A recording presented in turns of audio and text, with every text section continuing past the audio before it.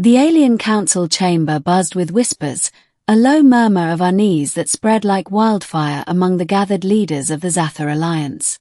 At the center of the chamber, General Zathar, a seasoned warrior with countless campaigns under his belt, stood, his orange eyes reflecting a mixture of reverence and fear as he began his tale. "You ask why the Zathar fear the humans," Zathar said, his deep voice cutting through the hum. "Why we avoid their colonies, even after their wars have scattered them thin. Allow me to tell you of the time I encountered a human sniper." The chamber fell silent, every alien's attention fixated on the general. Even the High Chancellor leaned forward, her antennae twitching with interest. "It was during the Third Galactic Expansion," Zathar began, "when the Zathar Empire sought to annex the fringe colonies of the Sol system. Humanity was young in the galactic theater, brash and unrefined. We thought them an easy conquest. I led a battalion of elite soldiers to the colony of Vega 3, a barren world rich in resources. The humans, we believed, would crumble under the weight of our superior technology and numbers. At first, it seemed we were correct. Their defenses were laughable, their settlements poorly fortified. But then came the silence. Our scouts began disappearing, one by one. Patrols sent to investigate found nothing but empty terrain and the occasional trail that led nowhere. At first, we blamed incompetence among the ranks. Then, one evening, as the twin suns set, I saw it with my own eyes. A flash of light. A single, distant crack that echoed through the canyon. And then, the soldier beside me crumpled to the ground, lifeless. There was no warning, no sound beyond that solitary crack. Just death, delivered from an unseen foe. The humans called it a sniper. Zathar paused, his mandibles clicking softly. We Zathar are proud warriors.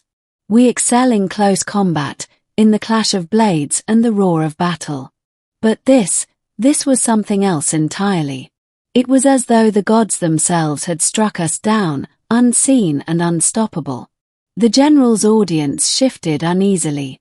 Even among the advanced civilizations of the galaxy, the concept of a single, hidden warrior capable of decimating an army was unsettling.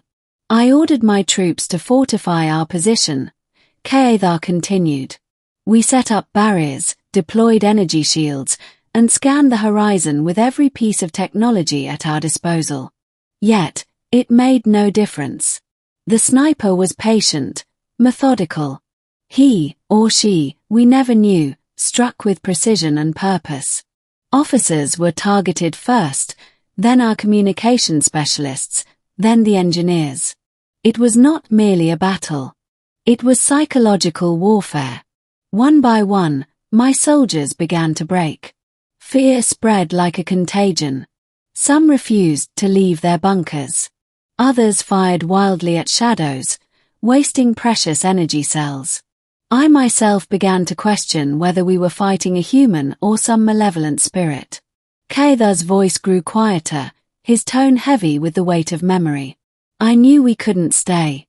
Our supplies were dwindling, and every day we remained, more of my soldiers fell. So, I made the decision to retreat.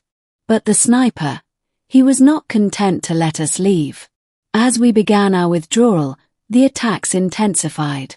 Each step back was met with another fallen comrade. By the time we reached the extraction point, less than a third of my battalion remained. And then, as our transport ship lifted off, I saw him. The sniper stood on a ridge, silhouetted against the setting suns. He held his weapon at his side, not raised, as though to say, "This is mercy." And then he disappeared, fading into the wilderness like a phantom. Zathar exhaled deeply, his mandibles clicking softly as he composed himself. I have faced countless enemies in my time, from the crystalline warriors of Andoria to the mind flayers of Zeveris. But no foe has ever haunted me as that sniper did. He taught me the true meaning of fear. Not the fear of death, but the fear of an enemy who understands you better than you understand yourself. The chamber was silent. Even the High Chancellor seemed lost in thought, her gaze distant. And so, Zathar concluded, that is why we fear the humans. It is not their numbers, nor their technology, nor even their resolve.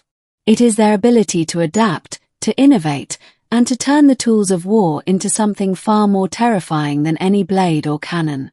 Pray you never meet a human sniper. As Zathar stepped down from the podium, the council erupted into whispers once more. But this time, the tone was different. It was not just curiosity or unease. It was respect, tinged with a deep, abiding caution.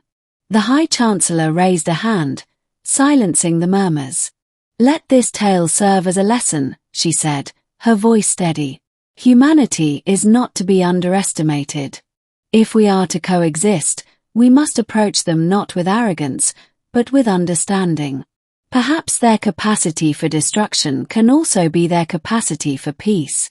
Zathar bowed his head, grateful that his warning had been heard. As he left the chamber, he couldn't help but glance at the stars visible through the council skylight. Somewhere out there, he knew, humans were watching, waiting, and, perhaps, aiming.